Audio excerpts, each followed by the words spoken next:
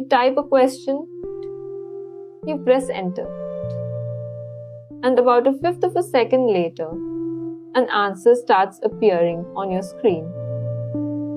In that fifth of a second, your sentence was shredded into pieces.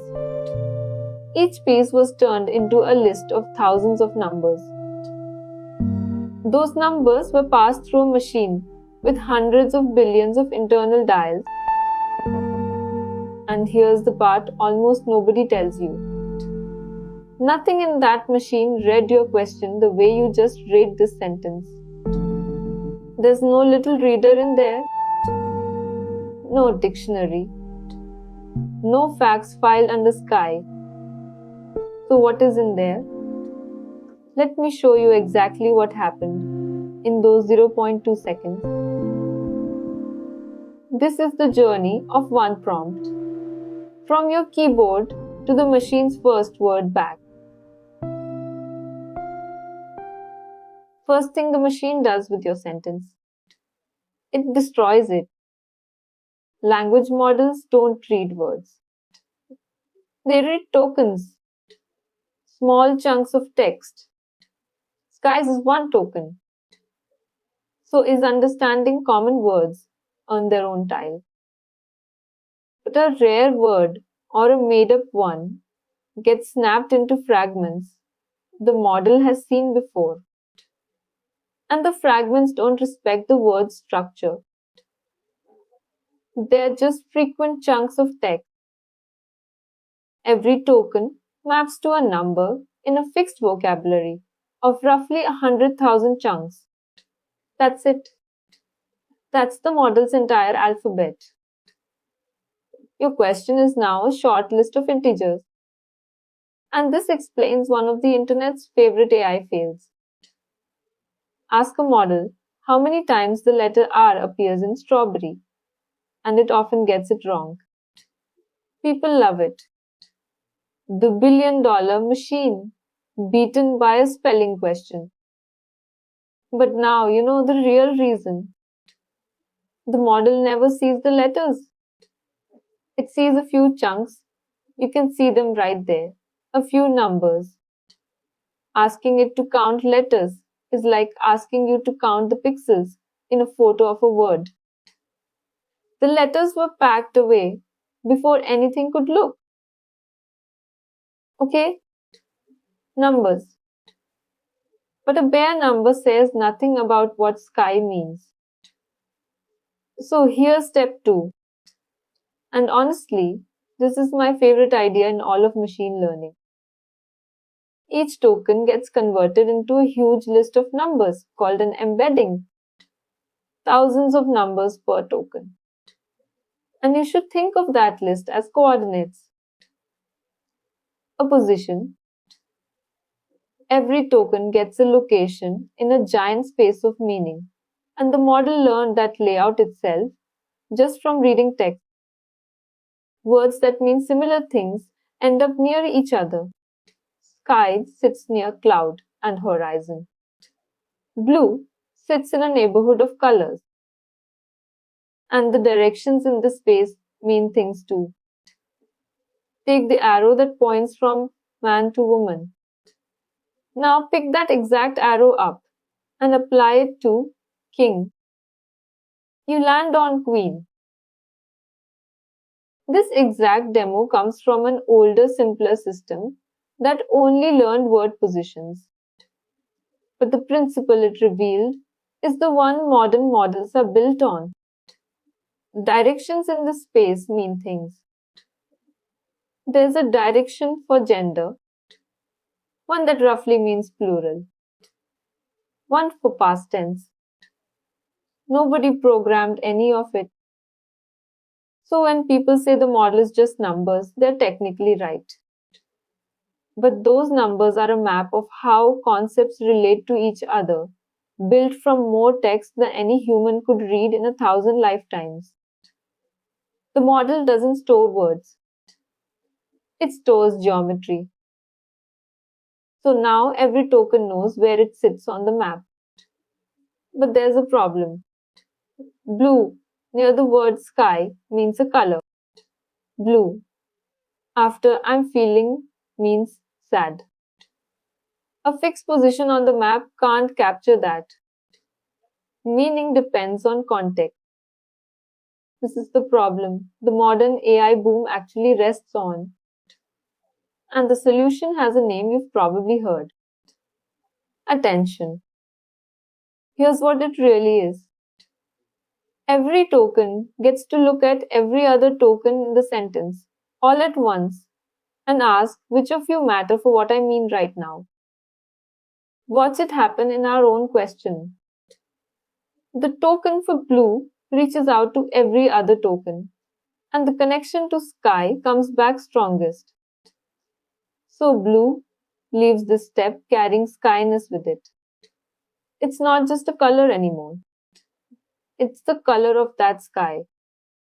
Here's a harder one. The trophy didn't fit in the suitcase because it was too big. What does it refer to? You don't even hesitate. The trophy. But notice, if the sentence ended because it was too small, the answer flips to the suitcase. Same word, same position. Only the surrounding logic changed. Inside the model, the token for it sends out a kind of query to every other token. The matches get scored, and the meaning of trophy flows along the strongest connection into it. This happens for every token in parallel, dozens of separate times, layer after layer. Each layer refines the meaning a little more. By the end, each token isn't a dictionary word anymore. It's a word that has absorbed its entire context. In 2017, one paper made a radical bet: throw everything else away. Keep only this mechanism.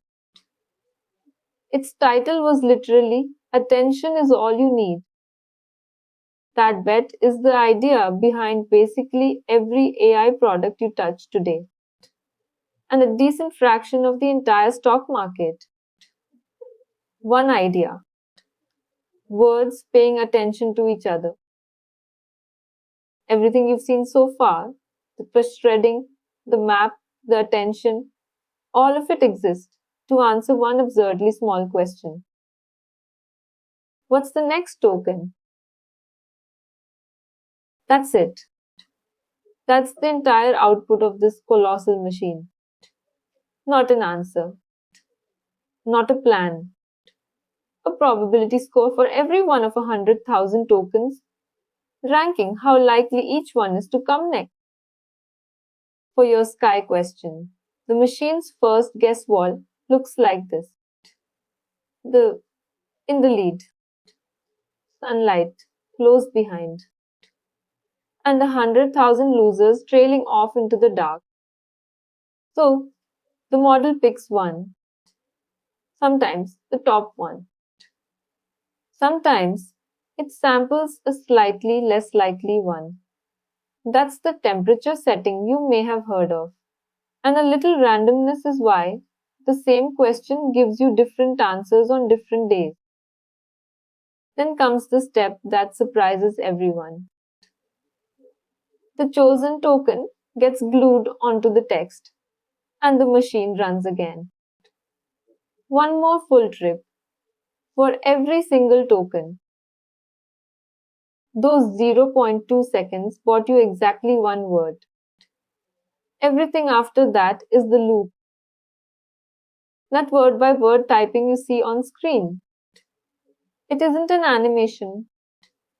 It's the actual speed of the loop. Each little piece you saw appear was one full trip through the machine. You were literally watching it run in real time.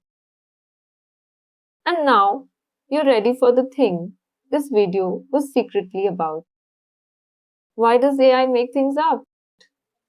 Why does it invent citations, fake court cases, books that don't exist, all delivered in a calm, confident tone? Look at this fake citation.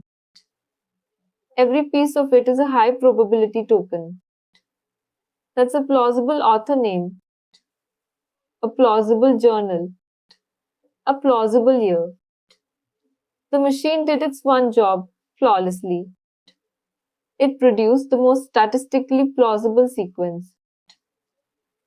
The sequence just happens to describe a paper that was never written. This is the thing to understand about hallucination. It isn't a glitch. It isn't the model lying to you. It's a plausibility engine doing exactly what it was built to do in a situation where the most plausible text and the true text are not the same thing. And once you see that, your whole relationship with these tools changes. You stop asking whether the AI is smart or dumb and start asking a better question. Is this the kind of task where plausible and true tend to overlap? Summarizing a document you gave it, they overlap a lot. Recalling an exact statistic from memory, be careful. That one mental model will put you ahead of most people using these tools today. So, you press enter. Your words get shredded into tokens. The tokens become coordinates on a map of meaning. Attention lets every word absorb its context.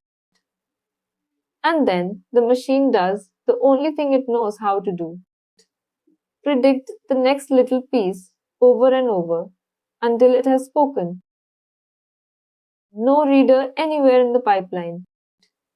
And yet, an answer that's usually right, often useful, and occasionally, confidently, completely made up. Now you know why, on all three counts. This is the first video on this channel. I'm building the explainers I wish existed when I was learning this.